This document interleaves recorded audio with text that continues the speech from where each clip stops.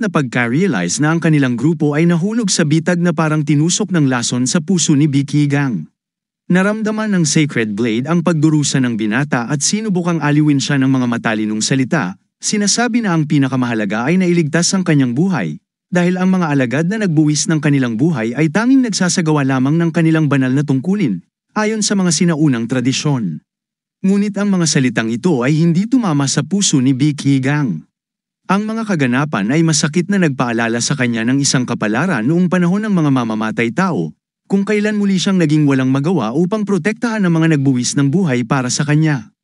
Tortured ng kawalan ng pag-asa, humarap siya sa Sacred Blade at humiling ng hindi kayang ipaliwanag na hiling, upang manirahan sa kanyang katawan at alisin ang mga pressure points, sa kabila ng matinding mga kahihinatnan.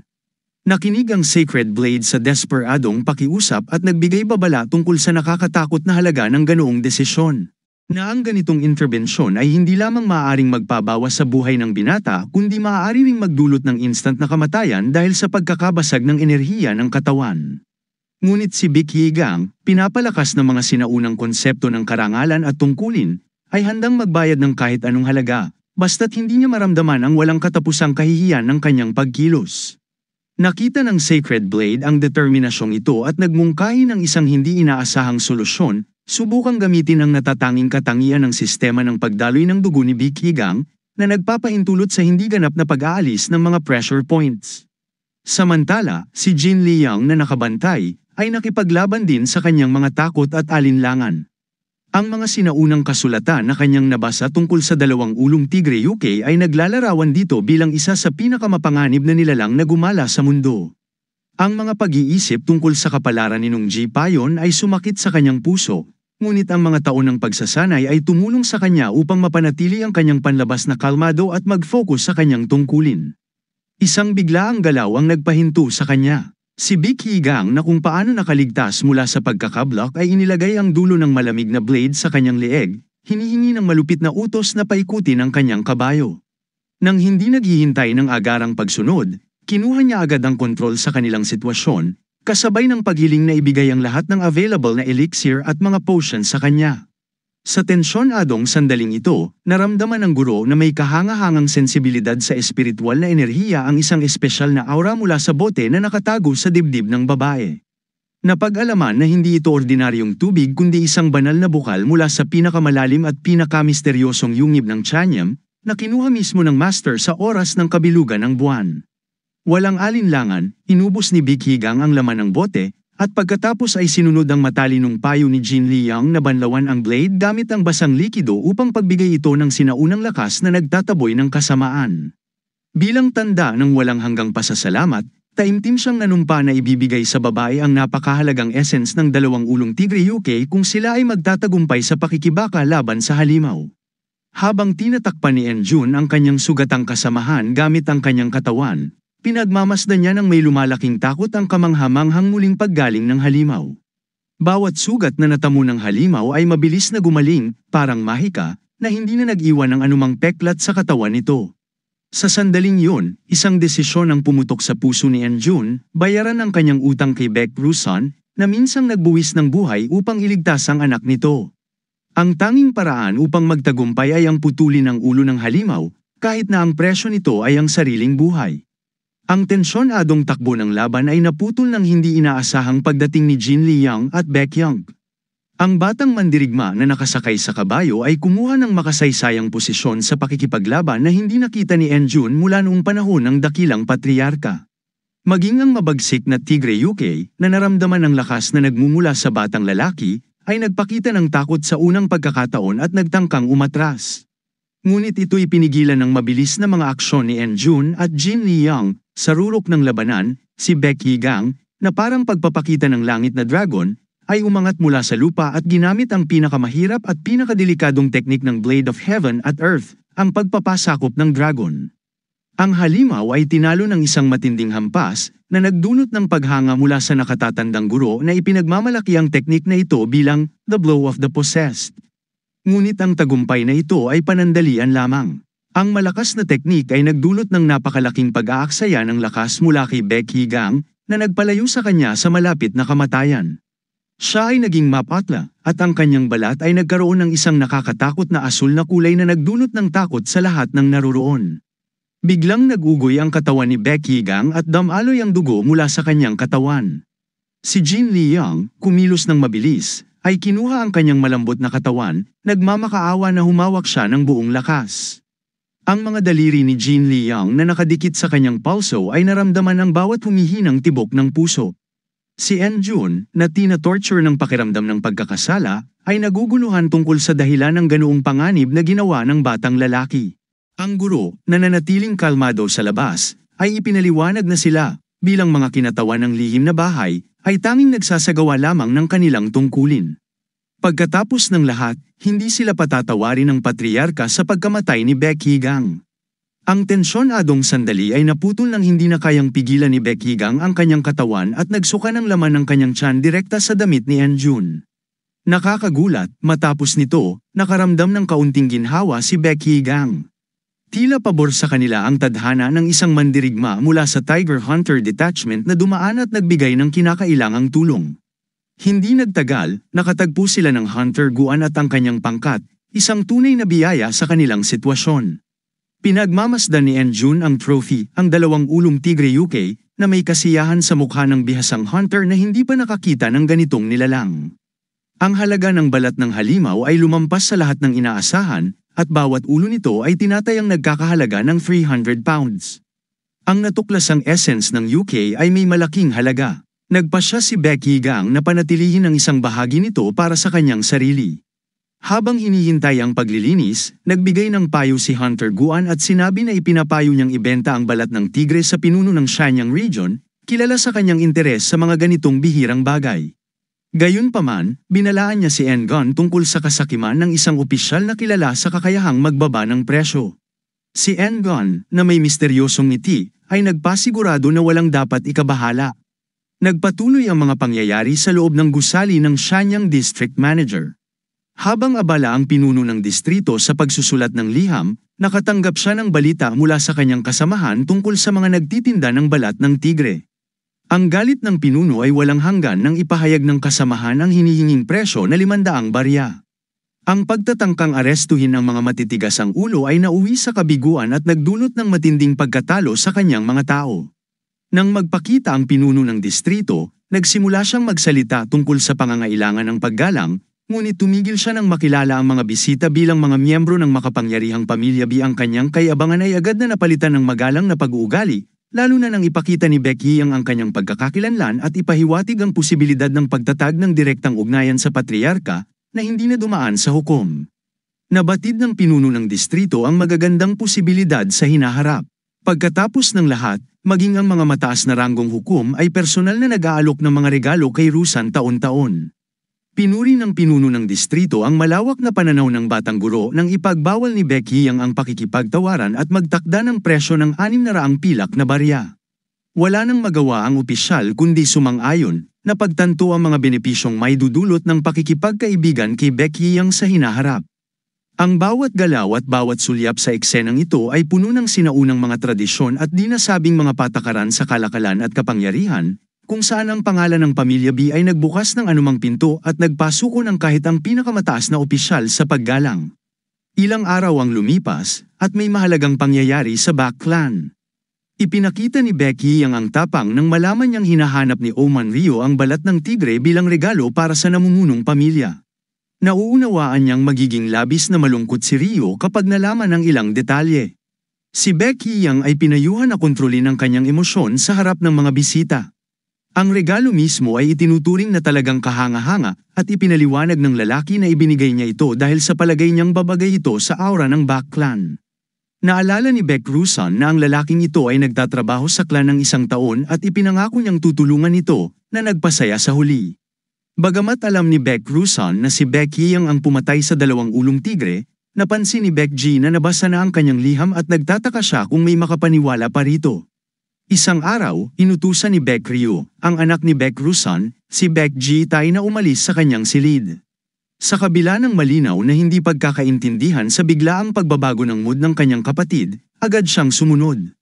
Matapos nito, nagkaroon ng pag-uusap ang lalaki tungkol kung totoo nga bang pinatay ng anak ni Beck Rusan ang dakilang tigre. Sinabi ng lalaki na narinig niya ang kwento kung paanong ginamit ni Beck Yang ang isang espesyal na teknik. Nang marinig ito, napagtanto ni Beck Rusan na tungkol ito sa teknik ng Blade of Heaven at Earth, at ang ikatlong anyo ng Dragon Subjugation. Sigurado siyang hindi ito isang teknik na kayang kontrolin ni Beck Yang. Ngunit ngumiti ang lalaki ng masaya, napagtanto niyang lumaki na ang kanyang anak at tinatago na ang mga tagumpay bilang pagpapakumbaba. Si Beck Rusan ay tiyak na ipinagmamalaki ang kanyang anak. Mas lalo pang natuwa si Beck Rusan nang ihandog ng batang lalaki ang balat ng tigreng natalo. Gayunpaman, ipinaliwanag ng lalaki ng medyo awkward na ito lang ang hindi ang tanging regalo na kanyang dala.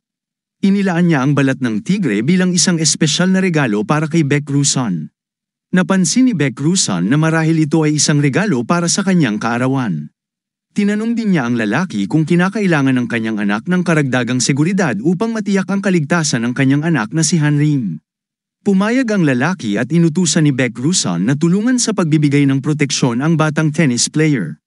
Ang kwento ay lumipat sa isang bundok na tinatawag na 5 Kasalanan ng Tao, kung saan matatagpuan ang Chanyam clan sa tuktok.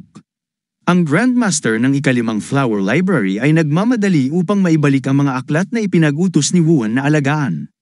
Biglang naramdaman niya ang isang hindi karaniwang bagay at ang mga kalapati ay tumaas sa himpapawid. Tumigil siya at tiningnan ang paligid. Nang sandaling yun, isang batang babae ang lumapit sa kanya, ngunit mabilis siyang napansin ng librarian. Matapos ihagis ang mga aklat, panaralisan niya ang batang babae gamit ang isang espesyal na kasanayan, at pagkatapos ay nahuli ang lahat ng aklat. Pinagsabihan siya ng librarian na huwag makialam sa kanyang trabaho, ngunit sinabi niyang maaari siyang magtungo sa kanya anumang oras, bagamat malinaw na abala siya ngayon. Ipinaliwanag ng magiging disipulo ng ika-5 flower na ang isang ambush ay ang pinakamatinding paraan kapag ang target ay pinahina ang kanyang mga depensa.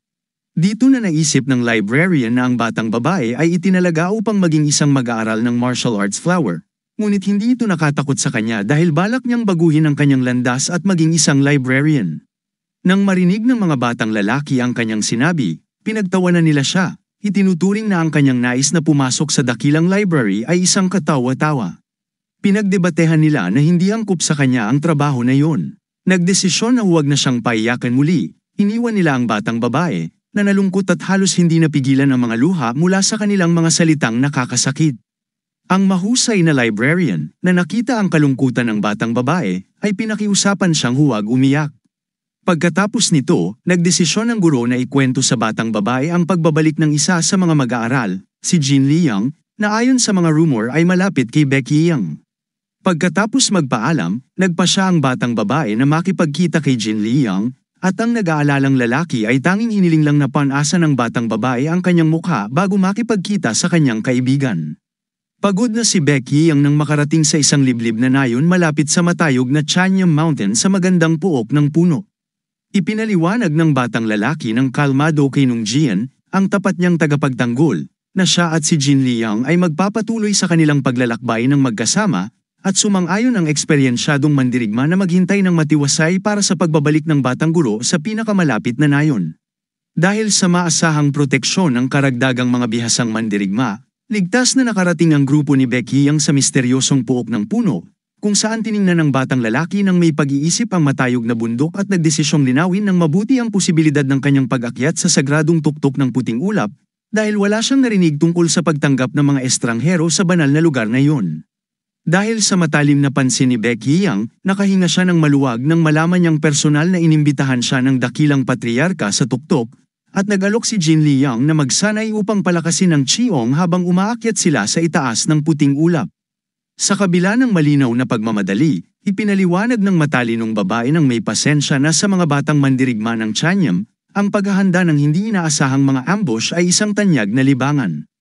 Ang kanyang makulit na maliit na kapatid na babae ay lalo pang kilala dahil sa kanyang mga orihinal at hindi inaasahang ambush. Kaya't nagdesisyon si Jin Liang na sanayin si Beck Yang ng mas maaga, habang kalahating daan na sila patungo sa misteryosong tuktok ng puting ulap na maingat na gumagalaw. Sa pamamagitan ng matinding kagubatan, matindi ang pakiramdam ni Beck Yang na mas mahirap panatilihin ang komplikadong Chiong kaysa karaniwan, Marahil dahil sa matinding pagod mula sa mahabang paglalakbay. Biglang iniiwasan ng pagod na batang lalaki ang kanyang paang mahina at muntik ng matamba sa matarik na hagdang bato. Nabahala si Jin Liang at labis na natakot sa kalusugan ng kanyang kasama at taos-pusong humingi ng paumanhin, napagtanto niyang siya mismo ang naglagay ng labis na pagigting sa kanyang katawan na nanghina. Ang mahirap na paglalakbay ng mga manlalakbay ay nagpatuloy patungo sa isang liblib na pavilion sa tuktok ng matayog na bundok ng puting ulap. Agad na inalok ni Jin Liang ang kanyang maasahang tulong upang makapunta sa malalayong tuktok ng ligtas. Sa tense na sandali, ang nakakaabala at mabilis na nag-isang kapatid ni Jin Liang ay nagtatago na sa isang maingat na inihandang ambush. Nang makita ng tusong batang babae na dahan-daang papalapit ang mga pagod na manlalakbay, naisip niyang maaari niyang takutin ang kanyang nakatatandang kapatid. Gumamit ng isang malakas na teknik ang makulit na batang babae upang palakasin ang hangin ng bundok. Nagresulta ito sa isang malakas na daloy ng hangin na tumanggi sa kanilang depensa, na nagdulot sa mga hindi handang manlalakbay ng pansamantalang pagkabulag. Masaya ang batang babae at mabilis na naghahanda upang lapitan ang hindi makapaghinala na si Jin Liang. Subalit nagulat siya nang mapansin ang isang hindi pamilyar na batang lalaki, at ang tanawin ng batang lalaki na nakasakay sa likod ng kanyang minamahal na kapatid ay nagdulot ng matinding selos sa batang babae. Mahigpit na pinaalalahanan ni Jin Liang ang kanyang pabigat na kapatid na babae tungkol sa panganib ng paggawa ng mga ambush sa mga delikadong lugar. Nabigla ang batang babae sa kung paanong hindi natatakot ang kanyang nakakatandang kapatid sa hindi inaasahang pag-atake. 5 taon mula ng huling pagkikita, labis na namimiss ni Young Suren ang kanyang nakakatandang kapatid at agad na nilapitan ito, nagsimula ang isang mainit na yakap. Habang masayang nagyakapan ang magkapatid, napansin ng inis na batang babae na bihirang magpadala ng sulat si Jin Liang sa kanya, parang hindi siya na-miss ng kanyang kapatid. Habang yakap ang kanyang kapatid, nagkukumahog na nagtanong si Becky yang na sana'y pakawala na siya. Ang matalinong Sacred Blade ay bahagyang ngumiti sa kabiganian ng kanyang batang disipulo. Tahimik na ipinaliwanag ni Jin Liang kay Becky yang na hindi siya pagod sa bigat niya at hiningi na magpatuloy sa paglalakbay, ngunit patuloy pa rin ang shy na batang lalaki. Tanging pagkatapos ng isang matalim na pahayag mula kay Suren tungkol sa sobrang hiya sa sitwasyon, ipinagbigay alam ni Jin Liang kay Becky yang na siya ay magpapalam at sisimula na ang pagsusuri sa kanyang sugatang binti. Ang masiglang si Suren ay agad na nag-alok ng tulong sa naguguluhang Becky yang, ngunit nagmatigas ang batang lalaki at hindi tumanggap ng tulong. Sa puntong ito, napansin ng batang babae kung gaano kaiba ang batang ito sa mga karaniwang naninirahan sa Chanyam, isang lugar kung saan siya lumaki ng buong buhay at wala siyang alam kung ano ang nasa labas ng mga sagradong hangganan nito. Bukod dito, napansin ni Suren na ang batang lalaki ay may tunay na espada, kaya't nagpa siya siyang itanong tungkol sa pag-aaral ng iba pang mga kasanayan sa pandigma. Modestong binanggit ni Becky yang na siya ay nag-aaral din ng komplikadong sining ng espada. Tuwang-tuwa si Suren at labis na humanga sa katotohanang ang dakilang patriarka mismo ang nag-anyaya kay Bekyang, isang hindi karaniwang tao, dahil wala pang sinuman ang nakarating sa sagradong tuktok ng bundok ng puting ulap bilang isang simpleng banyaga. Nang magtanong ang mausisang batang babae tungkol sa tunay na dahilan ng hindi pangkaraniwang imbitasyon, tapat na ipinahayag ni Bekyang na siya ay unti-unting namamatay, na labis na ikinagulat ni Suren, isang batang madaling maapektuhan. Sa lihim na pagnanais ni Bekyang na sana ay tumahimik na si Suren matapos ang malungkot na pagkakakumpisal, hindi ito nangyari.